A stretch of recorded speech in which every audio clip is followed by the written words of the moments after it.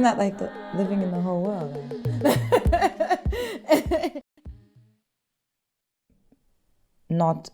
I'm not afraid to be my fullest self. I confront this every day. I challenge it. I work with it all the time, working on race and whiteness. Whiteness is a big topic of mine, to the point that it's even tiring. I don't want to make it my focus, but unfortunately everything is absorbed in that. So for me, I'm fine. I feel very Toni Morrison in a sense. Like, I'm fine.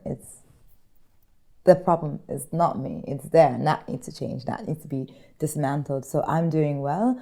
I'm passionate that, sadly, white spaces give me so much material to confront and to put in a space to show the negative space, the lack of space, or the lack of depth that's there. And it's plentiful, but I'm fine. My body feels good. It's a balance for me, dance. It's really where I find my work sometimes. It's where I go back to myself. It's how I check in. It's how I see my relation to the world, and also everything that I've absorbed from my conversations and experience with others. So for me, it's a physical psychoanalysis of what's going on, not only for me as an individual, but what's going on in the world around me. And it sounds very abstract because I'm just one person, of course, but when you get to different dance studios, for example, you can also see where people are at and what's going on and what's expected of them. Ballet was where I started, and it's always a place I've fallen out of. I've never stayed in it. Ballet has always been a space that has been appreciative and dislike at the same time, and really feeling not out of the element, but just feeling this expectation and this desire to make you feel othered.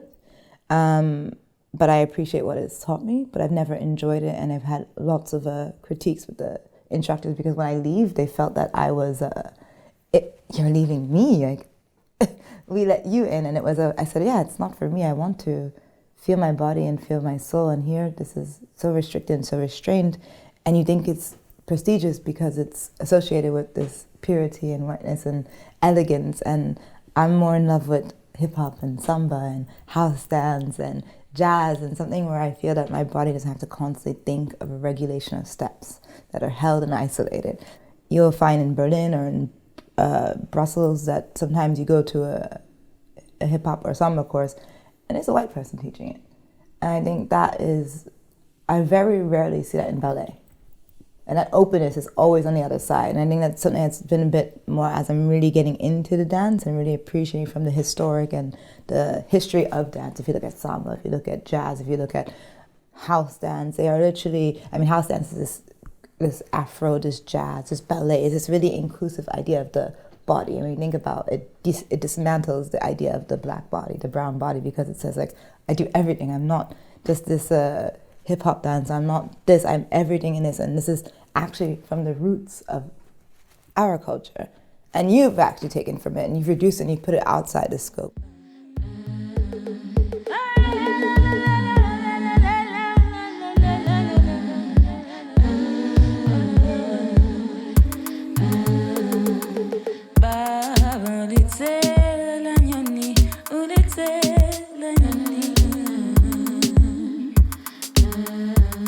And so when you went into this room, it was amazing because you have these bodies and you're like, okay, like there's some brown bodies or black bodies, whatever they want to be identified as, or in this case, Asiatic.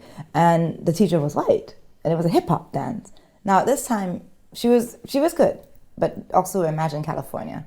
She had the ability to be good because she's able to, in a way, appropriate this for quite some time. And I didn't think about it because it was just like, it's her or there's no one else. So you're going to this and you're all here, and every one of you is not white in that room, and she's the only one. And it's in a way of how, I don't want to say it's how desperate one is, but just how much you're so used to taking direction and order and learning from that person that you didn't even begin to question until much later. And now in my current routine, it's not an option to do that. I don't want to do most dances, even in ballet, without someone who is not black or brown.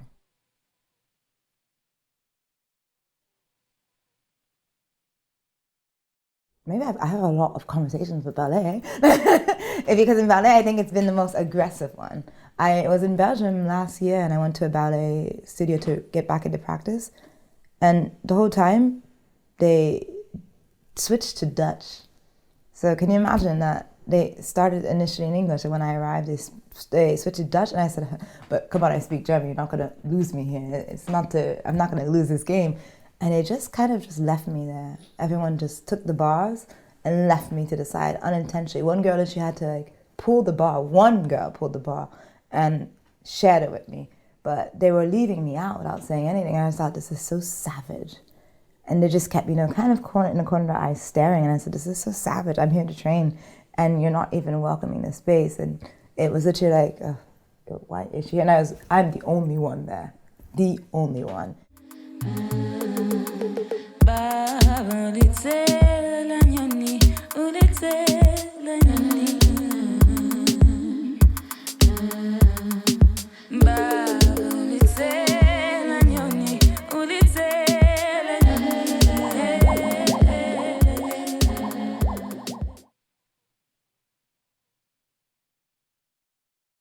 No name.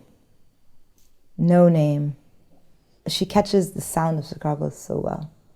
Her, and there's this whole Saba, by the way, I recommend Saba. If you don't know Saba, wow, Saba is one of my favorites all from Chicago.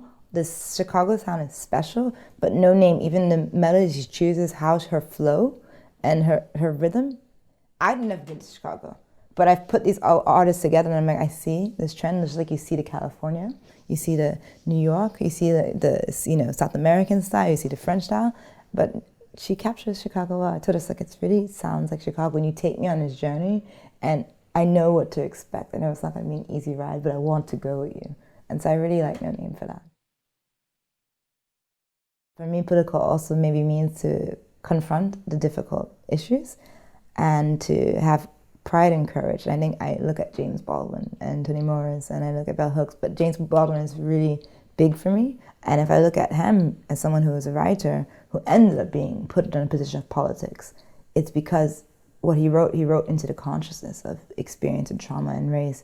And then he was able to be seen in that general from living in France, living in Turkey, living in America, coming back to his space and seeing the different levels of oppression, marginality, and these aspects. I think then you learn that political means to be conscious, and the more conscious you are, the more you are political. So I do work a lot with intersectionality. I use it in my work because I put the body into it, and I put it into dance, into race, and everything. So intersectionality is a great way, I think, of confronting these.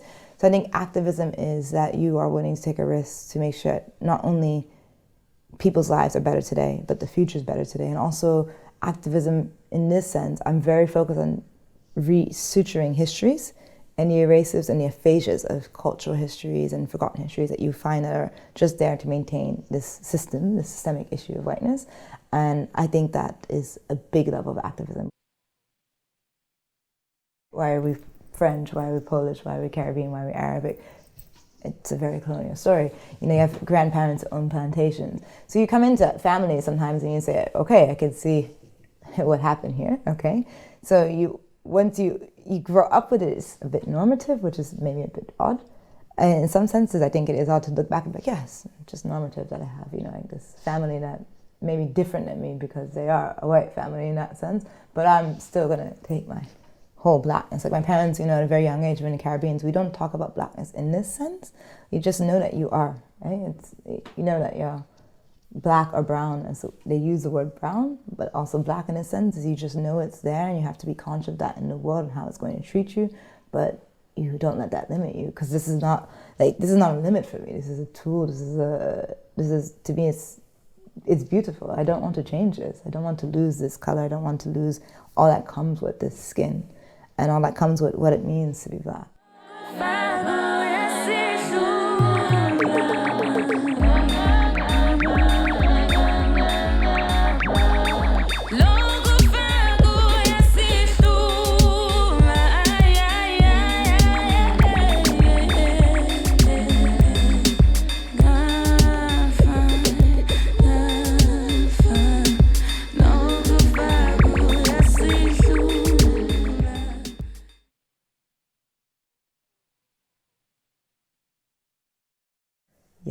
Yes, Yes, I enjoy everything to the point where it's an overload of sensations for me. It gets me so excited to be like, okay, from the food, from the vibe, from the music, from the energy, from the communication, from the styles, from the markets, everything just gets me excited, and it's bringing back my senses. I feel centered there. And there's a beautiful community. I feel safe, I feel protected. I even feel that you're seen, in the sense of if I fall, a stranger will care for me. And that's why London gets to my heart, even though there's a lot going on. It's hard. It can be a harsh city. It's very stressed. Is that especially if I go to East London, I feel like I've been there longer than I have, and I always feel like I'm coming home to an estranged cousin of maybe like 10 years, but I feel really good there.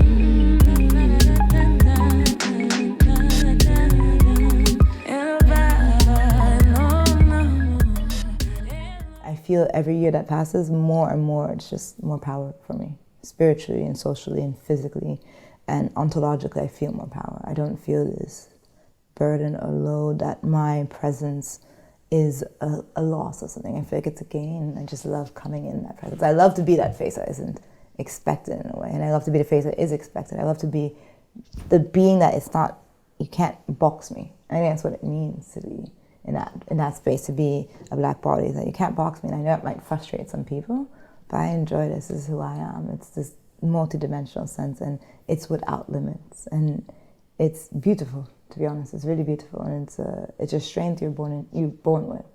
So I don't feel limited.